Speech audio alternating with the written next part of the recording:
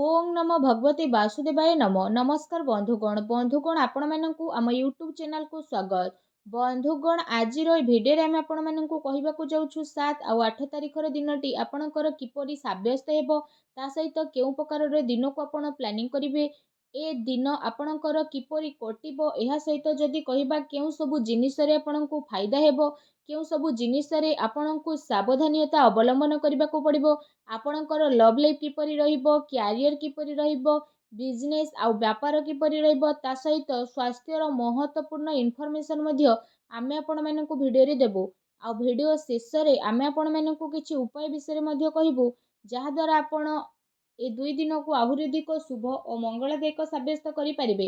आगो को वीडियो आरंभ करबा पूर्व आमर आपनकु रिक्वेस्ट कि जदि आपण आमर ए चैनल रे नुआ करि आछन्ते तो चैनल को सब्सक्राइब करंतु सांगर नोटिफिकेशन बेल को मध्य ऑन करंतु जहा द्वारा समय समय रे आमर नुआ नुआ वीडियो रो नोटिफिकेशन आपनकु मिलि जिवो। तो आसंतु जानिबा किपरि रहिबो आपणको पई विशेष रूप रे जदि हमें कहिबा 7 और 8 तारिखर दिन सबुठारु प्रथमे कहिबा कि ए 2 दिन रे आपणको पई पॉजिटिव रहिबा पई जाउछि। जदि हमें आपण माननकु कहिबो कि फ्रेंड्स ए 2 दिन रे आपणको भित्तीय स्थिति रे काफी सुधारता आसीबो किछि नुआ स्टार्टिंग करिबा पई ए दिनर टाइम आपणको पई बहुत ही अनुकूल भरा रहिबो आपणकर परिश्रम एवं प्रयासर सार्थक परिणाम ए 2 दिन रे आपणको सामना को आसीबो। विवाह योग्य लोकंको पई कोनोसी भलो संपर्क आसी मध्य पारे आ घरे आपणकर कथावार्ता मध्य आरंभ होई पारे ता सहित समाज एवं संपर्कीयंकरे आपणकर प्रभावशाली व्यक्तित्व सरल स्वभाव कारणरू विशेष रूप रे आपणकर मान प्रतिष्ठा बनिकी रहिबो।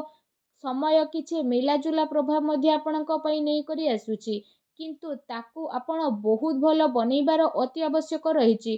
किछि टाइम रु अति संपर्कीयंक भितरे जहाँ भी लड़ाई झगड़ा चलुथुला त से सबु ए दिन रे कहार माध्यम द्वारा दूर मध्य हेबो एवं संपर्क रे पुणी थरे मधुरता आसीबो प्रतिष्ठित लोकंक ठारो मिलाजुला बढ़िबो जहाँ आपणको पई भविष्यत पई बहुत ही लाभदायक सिद्ध हेबो। धार्मिक स्थल रे जिबार आपणकर प्रोग्राम मध्य बनिबो जो कारण पई बहुत अधिक शांति एवं हल्का आपण अनुभव करिवे। घरे सुख सुविधा संबंधित वस्तुर किणाकिणी मध्य हेबो ता सहित कौनसी दामी उपहार मध्य आपणकु मिली पारे। विद्यार्थी वर्गंकु निजर चाकरी संबंधित कौनसी क्षेत्र रे इंटरव्यू रे सफलतार विशेष रूप रे जोग बनुछि सेथि पई पूरा परिश्रमर सह निज कार्य उपरे फोकस देखांतु। निजर सिद्धांत द्वारा कौनसी प्रकार समझौता आपण आदौ करंतु नाही। प्रभावशाली एवं प्रतिभावान व्यक्तिंक सहित अधिक टाइम व्यतीत करंतु एहा द्वारा आपणकर आत्मबल एवं आत्मविश्वास रे वृद्धि हेबो तथा नकारात्मक विचार मध्य आपणकर दूर हेबो। भाग्य ठारू अधिक आपण आपणकर कर्म उपरे विश्वास रखंतु दिन आपणक पई बहुत ही भलो रहिबो। ता सहित आसंतु जानिबा ए दिन रे आपणक पई कोन नेगेटिव रहिबो। फ्रेंड्स कौनसी पारिवारिक कथावार्ता को नहीं भाई भौणी भितर लड़ाई झगड़ा होई पारे। घरर वृद्ध लोकंकर कथा द्वारा आपणक संबंध को खराब हेबा ठारू बंचेकी रखंतु।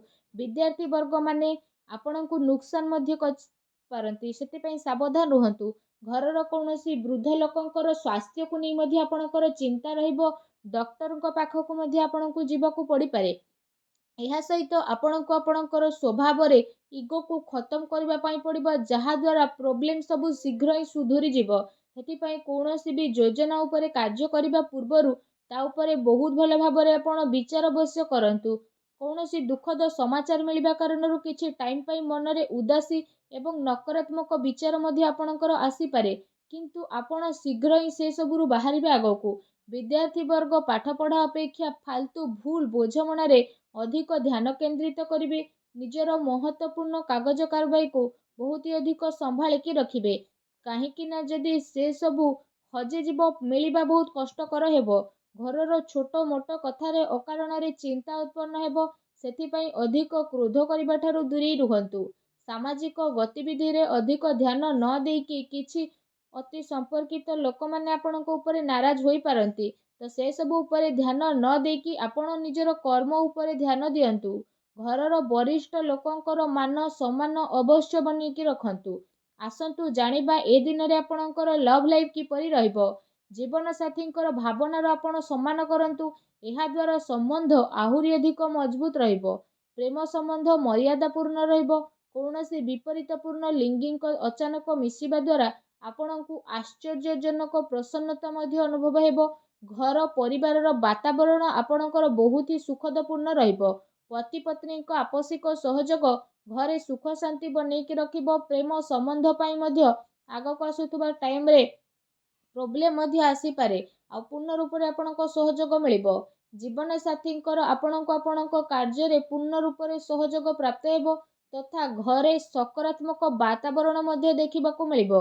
ଏହା ସହିତ ଯଦି କହିବା ନିଜର ବ୍ୟସ୍ତତା ଦ୍ୱାରା କିଛି ଟାଇମିଂ ଆପଣ ଆପଣଙ୍କର ପରିବାରର ଲୋକଙ୍କ ସହ ବାହାର କରିବେ। ଏହା ଦ୍ୱାରା ପରିବାରରେ ବିଶେଷ ରୂପରେ ଆପଣଙ୍କର ରେସ୍ପେକ୍ଟ ଆହୁରି ଅଧିକ ବଢ଼ିଯିବ।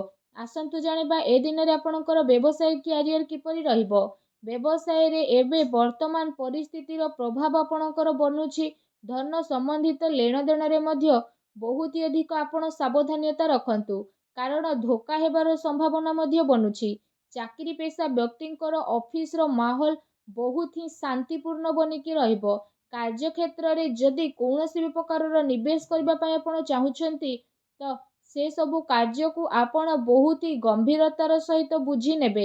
ଏହା ଦ୍ୱାରା ଆପଣଙ୍କୁ ବହୁତ ହି ଭଲ ରେଜଲ୍ଟ ବିଶେଷ ରୂପରେ ପ୍ରାପ୍ତ ହେବ। ଦିନ ଆପଣଙ୍କ ପାଇଁ ବହୁତ ହି ଭଲ ରହିବ।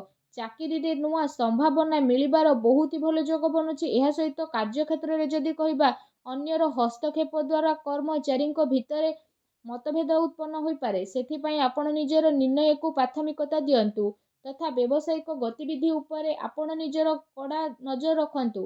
ଏହା ସହ ଚାକିରି ପେଶା ବ୍ୟକ୍ତି ମଧ୍ୟ ଅଫିସରେ ପଲିଟିକ୍ସର ଶିକାର ମଧ୍ୟ ହୋଇପାରନ୍ତି, ତେଣୁ ଆପଣ ଟିକେ ସାବଧାନ ରୁହନ୍ତୁ। ତା ସହିତ ଯଦି କହିବା ଏ ଦିନରେ ଆପଣ କୌଣସି ବି କାରଣରୁ କାର୍ଯ୍ୟକ୍ଷେତ୍ରରେ ଅଧିକ ଟାଇମ ଦେଇପାରିବେ ନାହିଁ, କିନ୍ତୁ ସେ ସବୁରୁ ବାହାରିକି କର୍ମଚାରୀଙ୍କୁ ଆପଣ ଉଚିତ ସପୋର୍ଟ ମିଳିବ। ଚାକିରି ପେଶା ବ୍ୟକ୍ତିବିଶେଷଙ୍କୁ ନିଜର କିଛି ଉଚ୍ଚ ଅଧିକାରୀଙ୍କର ପୂର୍ଣ୍ଣ ରୂପରେ ସହଯୋଗ ପ୍ରାପ୍ତ ହେବ।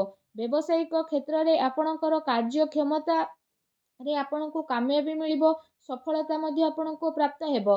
ସେଥିପାଇଁ ପ୍ରତ୍ୟେକ କାର୍ଯ୍ୟକୁ ଆପଣ ବହୁତ ହି ଗମ୍ଭୀରତାର ସହ ଭାବନ୍ତୁ। ଚାକିରି ପେଶା ବ୍ୟକ୍ତିବିଶେଷଙ୍କୁ ତାଙ୍କର କାର୍ଯ୍ୟକ୍ଷମତା ପାଇଁ ପ୍ରୋତ୍ସାହନ ପ୍ରାପ୍ତ ହେବ, ଯେଉଁ କାରଣ ପାଇଁ ତାଙ୍କର ମନ ବହୁତ ହି ପ୍ରସନ୍ନ ରହିବ। ଆସନ୍ତୁ ଜାଣିବା ଏ ଦିନରେ ଆପଣଙ୍କର ସ୍ୱାସ୍ଥ୍ୟ କିପରି ରହିବ।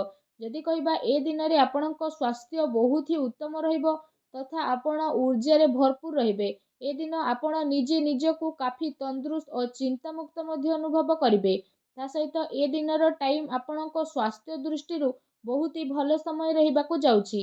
ଏହା ସହିତ ନିଜ ସ୍ୱାସ୍ଥ୍ୟକୁ ଆହୁରି ଅଧିକ ଭଲ ରଖିବା ପାଇଁ ଆପଣ ପ୍ରତ୍ୟେକ ଦିନ ଯୋଗ କରନ୍ତୁ, ବ୍ୟାୟାମ କରନ୍ତୁ ଏବଂ ସୁସ୍ଥ ରୁହନ୍ତୁ।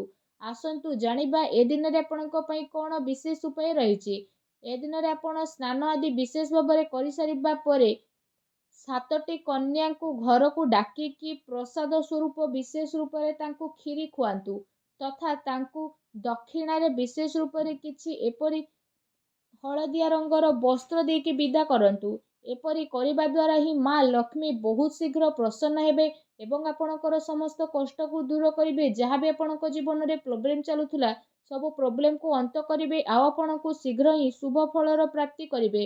ଆଉ ଆପଣଙ୍କର ସବୁ କାର୍ଯ୍ୟ ମା ଲକ୍ଷ୍ମୀଙ୍କ ଆଶୀର୍ବାଦରୁ ବହୁତ ହି ଆସାନୀରେ ମଧ୍ୟ ବନିଯିବ। ମା ଲକ୍ଷ୍ମୀଙ୍କ ଆଶୀର୍ବାଦ ଆପଣଙ୍କୁ ପ୍ରାପ୍ତ ହେଉ। ସଚ୍ଚା ଦିଲରେ କମେଣ୍ଟ ବକ୍ସରେ ଜୟ ମା ଲକ୍ଷ୍ମୀ ଅବଶ୍ୟ ଲେଖନ୍ତୁ ଏବଂ ଭିଡ଼ିଓକୁ ଲାଇକ୍ କରିବା ପାଇଁ ଆଦୌ ବି ଭୁଲନ୍ତୁ ନାହିଁ। ଧନ୍ୟବାଦ।